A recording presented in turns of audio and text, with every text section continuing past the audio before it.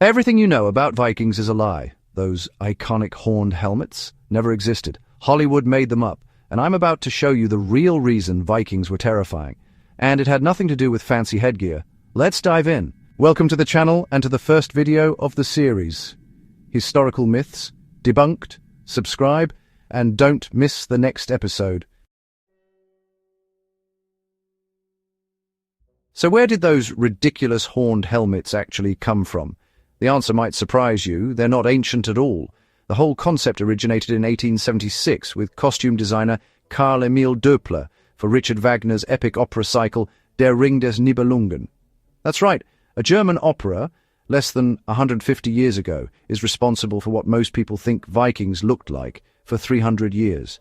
When Doppler needed to create visually distinctive costumes for these legendary Norse figures, he took creative liberties. He wanted something dramatic and intimidating on stage. Historical accuracy wasn't exactly the priority.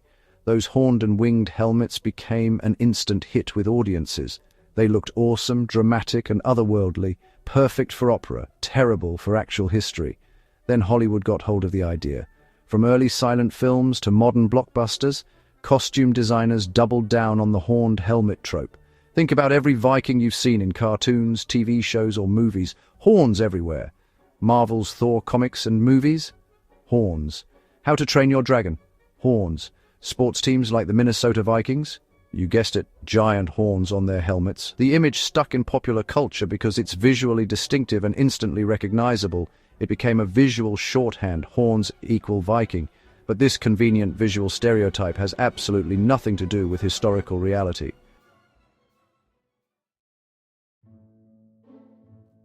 The archaeological truth. Now let's talk about actual evidence. Despite thousands of Viking burial sites excavated across Scandinavia, Britain, and other areas they settled, guess how many horned helmets have been found? 0. Absolutely none. The most famous and complete Viking helmet ever discovered is the Gjermundbu helmet found in Norway, dating back to around 970 AD. It's a simple rounded iron cap with eye protection, practical, sturdy, and completely horn-free. This single find represents one of the only intact Viking Age helmets ever discovered, which tells us two important things. First, metal helmets were likely rare and valuable possessions, and second, when Vikings did wear them, they were practical fighting tools, not decorative statements. Let's think about this logically for a second. Imagine you're in the middle of a chaotic battle. Swords clanging, axes swinging, people pushing and shoving from all sides. Would you want giant horns sticking out of your head? They'd be perfect handles for enemies to grab and yank you down. One quick grab of those horns, and you're on the ground with an axe in your chest. Horns would also add unnecessary weight to your helmet. Viking raids and battles often involved traveling long distances on foot and by ship. Every extra pound mattered. Why would experienced warriors burden themselves with heavy, impractical decorations? And think about storage. How would you pack those fragile horns for long sea voyages? The practical Viking culture was focused on efficiency and functionality. Their weapons and armor reflected this pragmatic approach. Most importantly, historical and archaeological evidence simply doesn't support the horned helmet theory. Viking artwork, including stone carvings and tapestries from the period, never depicts warriors with horned helmets. The famous Bayeux tapestry, which shows the Norman conquest of England and the Normans were descended from Vikings, depicts warriors in simple conical helmets, no horns in sight. So what did Vikings actually wear into battle? The reality is much more practical and in many ways more intimidating. First, let's understand that metal helmets were luxury items, likely owned only by chieftains and wealthy warriors. Most Vikings probably fought without head protection or used leather caps reinforced with metal bands. Archaeological evidence suggests that chainmail was the premium armor of choice for those who could afford it. But again, this was expensive and relatively rare. The average Viking raider wore hardened leather armor or thick woolen clothing. Remember, these were people from cold climates who understood layering for protection. Multiple layers of thick wool provide surprising resistance against slashing weapons and help absorb impact. Their primary defensive equipment was the shield, typically round, made of wood, and reinforced with iron. These shields were both defensive tools and weapons themselves, used to bash opponents in close combat.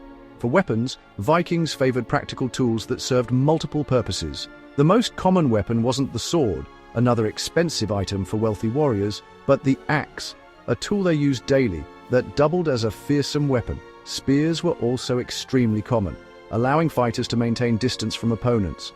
When Vikings did use swords, they were typically single-handed, with a simple cross-guard. Nothing like the elaborate fantasy swords we see in movies. These were cutting and slashing weapons designed for practical combat, not showmanship. So how did Vikings actually intimidate their enemies, if not with dramatic horned helmets?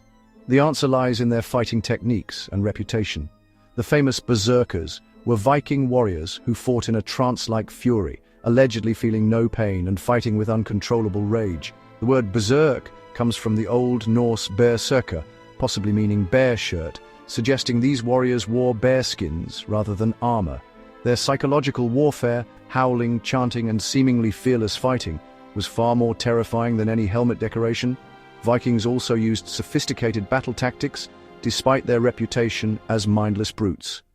The shield wall formation, where warriors would overlap their shields to create an almost impenetrable barrier, allowed them to control battlefields with discipline and coordination. Perhaps most importantly, their reputation preceded them.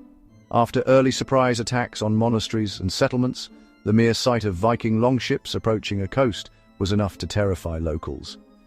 They didn't need costume props. Their reputation for ferocity and fighting skill did the intimidation for them. So why does this myth matter? Isn't it just a harmless misconception about historical headgear? The horned helmet myth represents how easily popular culture can distort our understanding of history. These distortions matter because they give us a fundamentally wrong picture of who these people were and what their civilization achieved. The Vikings weren't just raiders and warriors, though they excelled at both. They were also explorers who reached North America 500 years before Columbus, traders who established commercial networks stretching from Baghdad to Newfoundland, and craftspeople who created intricate jewelry and artwork that still amazes us today. The horned helmet myth is just one of many Viking misconceptions. Another popular one is that Vikings drank from the skulls of their enemies. This completely fictional idea comes from a mistranslation of an Old Norse poem, where the phrase "drink from curved branches of skulls" referred to drinking horns, not actual skulls. We also tend to think of Vikings as constantly raiding and pillaging, but most were farmers, fishermen, traders, and craftsmen who spent most of their time doing exactly what everyone else in medieval Europe was doing, trying to survive and provide for their families.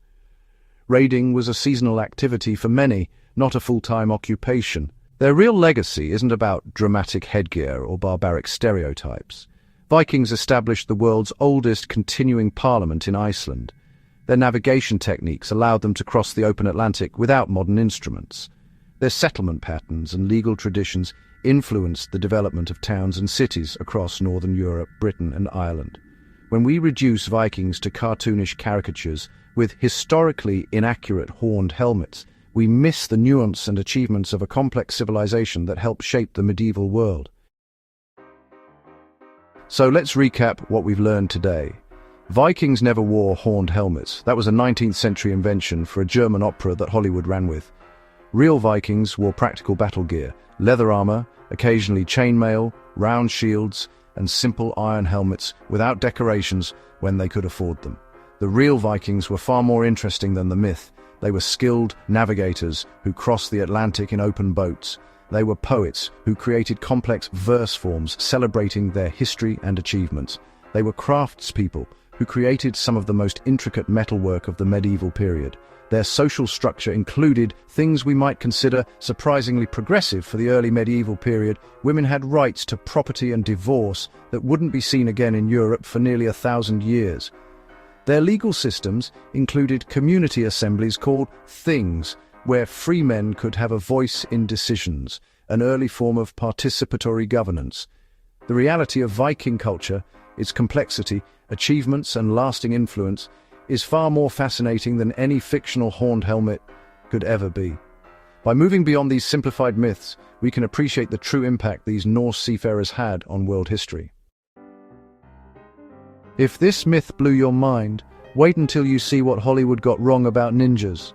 Subscribe so you don't miss it, hit that like button if you learned something new today, and tell me in the comments, what historical myth should we debunk next? Thanks for watching, history fans.